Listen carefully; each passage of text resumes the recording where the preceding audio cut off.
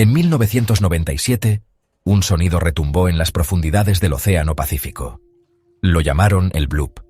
Fue tan fuerte que se detectó a más de 5.000 kilómetros de distancia.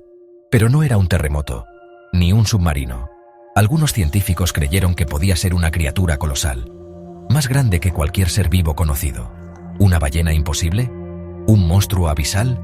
Lo perturbador es esto: el sonido no encajaba con nada registrado. Tiempo después, se dijo que fue hielo rompiéndose bajo el mar. Pero la duda nunca desapareció.